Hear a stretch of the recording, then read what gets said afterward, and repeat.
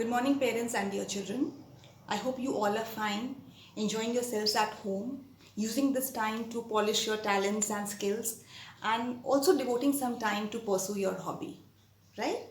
In my last video, I shared a story with you. So, today I thought of sharing a poem with you. Do you like poetry? Yes? So do I. And I'm sure you learned quite a few poems in your previous class in Standard 1. So, do you remember any of them? Yes? Yes, we did learn Twinkle Twinkle Little Star, we learned Traffic Rules and many other poems. And we also learned poems in Hindi.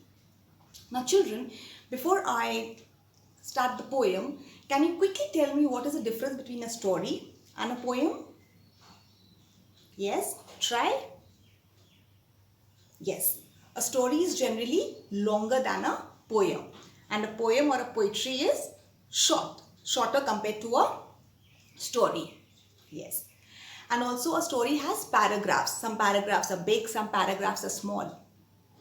And a poem, it has verses. You know those group of 4 to 6 lines, and again you have those group of 4 to 6 lines. So those group of lines, they are called verses. And what else? Yes.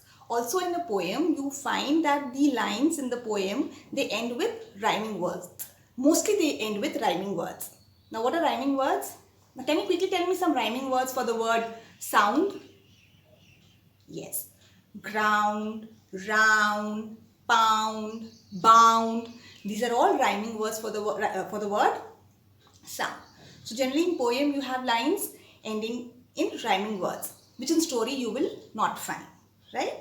So these are the differences between a story and a poem. So do we also have some similarities? Something which is common in both a story and a poem? Yes, we do have some similarities. Number one, they both are interesting, stories as well as poems. They give us values, they build our vocabulary. And also children, you know the poem, the story, they should be recited, read with proper expression and voice modulation. Then only you can enjoy the beauty of these stories or poems.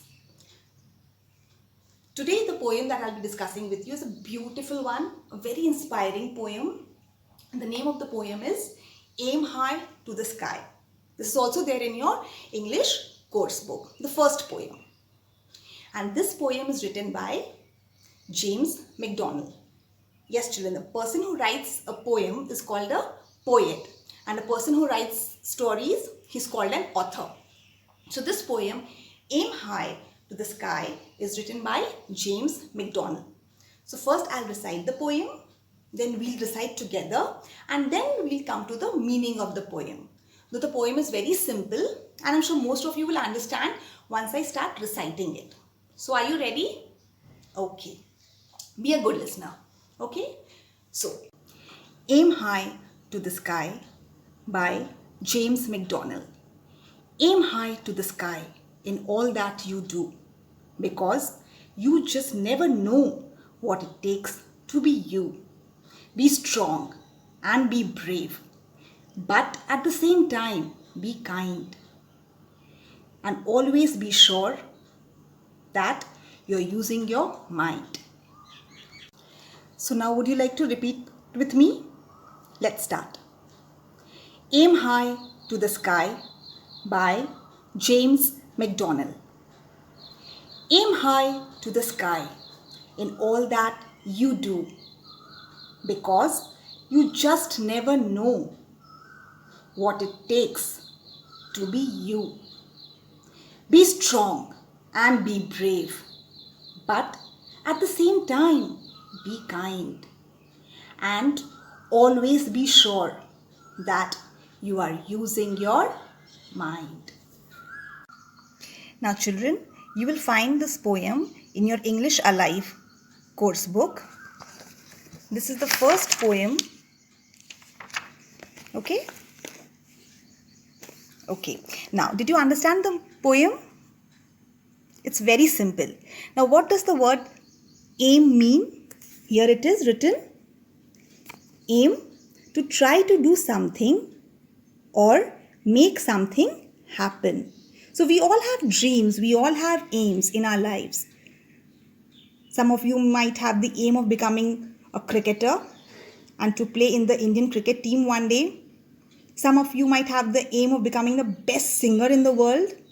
So all these dreams that you have, they are nothing but your aims. Then the next meaning that we have here is takes to be you. Requirements to be in your best form. Now children, we all have aims in our life, right? Someone wants to be a singer, a dancer, a pilot, a teacher. So what should you be doing to achieve these aims, to achieve these dreams, to achieve these goals? You have to put in the hard work. You have to plan yourself. Then only you will be able to achieve that big goal.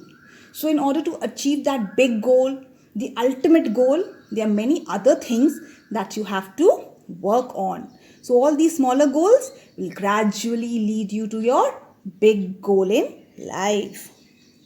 Now, next what do we have? The word sure, which means certain, confident, that you know something. Isn't it? So let's quickly understand the meaning line by line. Aim high to the sky in all that you do. So for every little thing that you do in your life, you have to aim high. You have to put in your best. You have to put in your best. Because you never know what it takes to be you. Because to achieve that ultimate goal, you don't know what all hard work you need to put in. And while you're achieving your goal, while you're putting in all your hard work, you have to be very strong. You have to be very brave.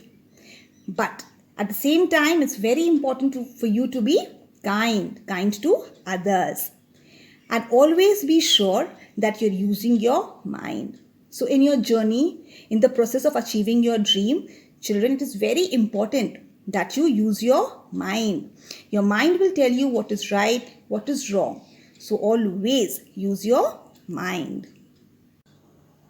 So children, did you enjoy the poem? Yes. So your task is you'll be learning this poem, and after you learn the poem, you will write it down in your rough copy.